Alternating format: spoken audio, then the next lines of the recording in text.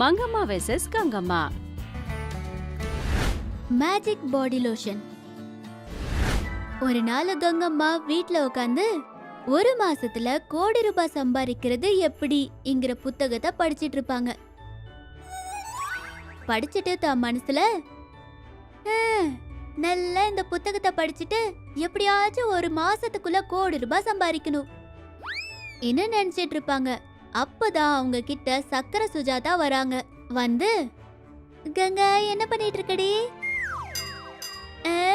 புளியோதரையில எலுமிச்சம்பழம் புளிஞ்சிட்டு இருக்க, வா நீயும் சேர்ந்து புளிவ இன்னும் சொன்னா. அத கேட்ட சுஜாதா ஷாக் ஆயிட்டா. கங்கம்மா கிட்ட, அப்படியா, நானும் நீயும் சக்கரை பொங்கல்ல சக்கரை மிக்ஸ் பண்றேன்னு நினைச்சிட்டேன். இன்னும் கவுண்டர் குடுக்குறாங்க. அத கேட்ட கங்கம்மா, என்னடி கவுண்டரா? அட, முன்னாடி தானே புக் படிச்சிட்டு இருக்கேன், அப்புறம் ஏன் என்னடி பண்ணிட்டு இருக்கேன்னு கேக்குற? ஏதோ ஃப்ரெண்ட்லியா கேட்டுட்ட விடுடி. இருந்தாலும் என்ன புக்கடி இது? ஒரு மாசத்துல கோடி ரூபாய் சம்பாதிக்கிறது எப்படி அப்படிங்கிற புக்கடி இது.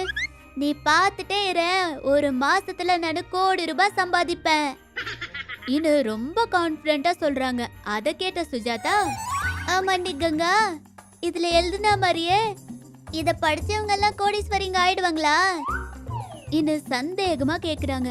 அதுக்கு கங்கம்மா, எதுக்காக மாட்டாங்கடி, நீயும் சந்தேகமும். அதில்லடி, இப்போ இத படிச்சவங்க எல்லாம் கோடீஸ்வரிங்க ஆகுனா இந்த புத்தகத்தை எழுதினவன் இன்னும் எவ்வளவு பெரிய கோடீஸ்வரன் ஆயிருப்பான். இத்தனைக்கும் இதை எழுதினவன் கோடீஸ்வரன் தானா இன்னும் கேக்குறாங்க. அத கேட்ட கங்கம்மா மனசுல, அட, இவ பாக்க பைத்தியம் மாதிரி இருந்தாலும் நல்ல பாயிண்ட சொன்னாலே. இந்த புக்ல இருக்கிறது உண்மையா இருந்தா இந்நேரம் இந்த புத்தகத்தை எழுதினவன் எப்பயோ கோடீஸ்வரன் ஆயிருப்பான். ஆனா அங்க கோயில் முன்னாடி உக்காந்து தான் எழுதின புக்க வித்துட்டு இருக்க மாட்டான்ல. நல்லா ஒரு மாசத்துல கோடி ரூபாய் சம்பாதிக்கலான்னு பார்த்தேன். முன்ன பின்ன யோசிக்காம இந்த புத்தகத்தை வாங்கிட்டேன். 100 ரூபாய் வேஸ்டா போச்சு இன்னும் மனசுல நினைச்சு கவலைப்பட்டுட்டு இருந்தாங்க. கங்கம்மா தான் மனசுக்குள்ளேயே யோசிச்சுட்டு இருக்கிறத பார்த்த சுஜாதா கங்கம்மா கிட்ட, என்னடி ஏதோ யோசிக்கிற? அது எதில் விடு. ஆமா, நீ எதுக்கு வந்தன்னு சொல்லவே இல்லையே. ஓ, அதுவா? ஆக்சுவலா அது அது ஞாபகம் வந்துருச்சுடி. இந்த வாரத்திலேயே நம்ம மானசா கல்யாணம் இல்ல, ஒரு முறை போய் சந்திக்கலாம்னு சொன்னல, அதான் வந்தேன். அட ஆமா இல்ல, மறந்தே போயிட்டேன்டி. சரி வா போலாம் இன்னும் சொல்லி 2 பேரும் சேர்ந்து மானசா வீட்டுக்கு போறாங்க. அங்க மானசாவ ரூம்ல எல்லாருமே சமாதானப்படுத்திட்டு இருப்பாங்க. அத பார்த்த சுஜாதா கங்கம்மா மானசா கிட்ட போறாங்க.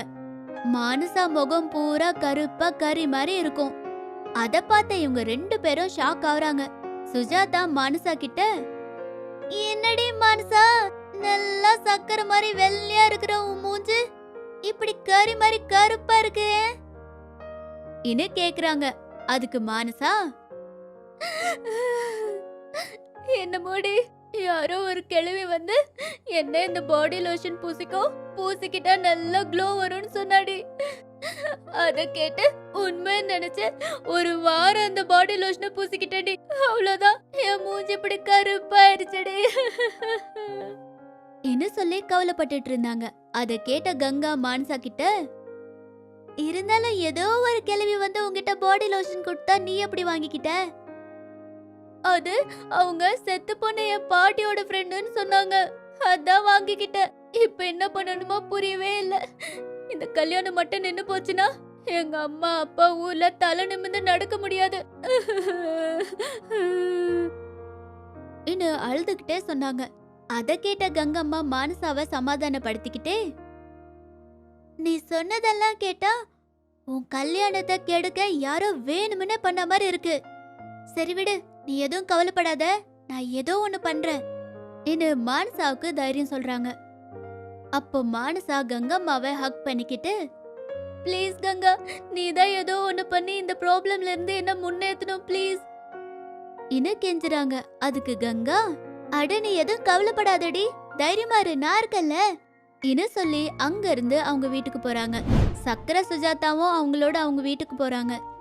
கங்கம்மா வீட்டுக்கு போய் மேஜிக் லேம்ப் எடுத்துக்கிட்டு, தம்பி ஜீனி, அர்ஜென்ட்டா வெளியே வாமா, நான் உன்கிட்ட கொஞ்சம் பேசணும். இன்னு ஜீனிய கூப்பிடுறாங்க. அத பார்த்த சுஜாதா மனசுல, அடக்கடவுளே, இவளுக்கு என்ன பைத்தியங்கீட்டம் பிடிச்சிருச்சா என்ன? அந்த லேம்ப் எடுத்துக்கிட்டு வெளியே வாடான்னு கூப்பிடுறா.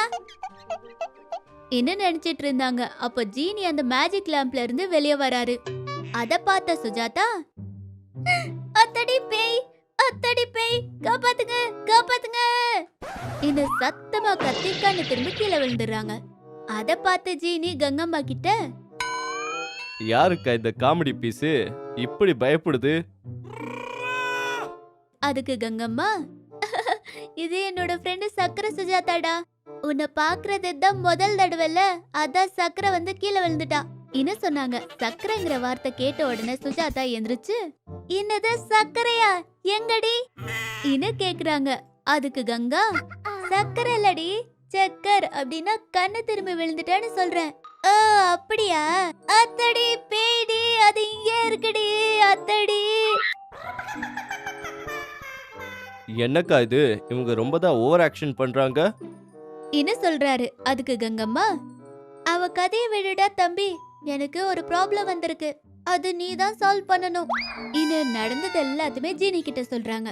அத கேட்ட ஜீனி கங்கம்மா கிட்ட, பாருக்கா, நீ சொன்னதெல்லாம் கேட்டதுக்கு அப்புறம் எனக்கு ஒண்ணு மட்டும் புரிஞ்சிருச்சு. இந்த பிரச்சனைக்கு பரிகாரம் ஒன்னே தான், மேஜிக் லோஷன். அதை மட்டும் போட்டுக்கிட்டா ஜனங்க எல்லாம் கொஞ்ச நேரத்திலேயே வெள்ளையாயிடுவாங்கக்கா. அப்புறம் எதுக்குடா லேட் பண்ற, உடனே அந்த மேஜிக் பாடி லோஷனை என்கிட்ட தா. அதுக்கு ஜீனி, அது என்கிட்ட இல்லக்கா, உங்க அத்தை கிட்ட தான் இருக்கு, போய் எப்படியாவது எடுத்துக்கங்க என்ன சொல்றாரு. அத கேட்ட கங்கா, ஐயோ இப்ப எப்படிடா, இப்ப நான் போய் எங்க அத்தைய கேட்டேன்னு வை, நான் ஏதோ என் பேராசைக்காக கேட்டுட்டு இருப்பேன்னு நினைப்பாங்க.